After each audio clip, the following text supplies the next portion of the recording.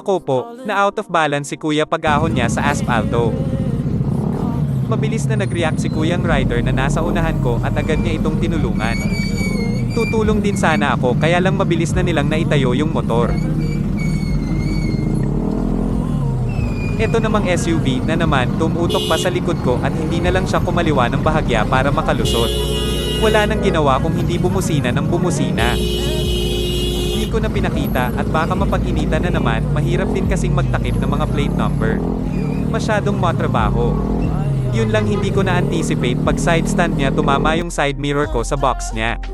No big deal naman sa akin yung mga ganyang bagay.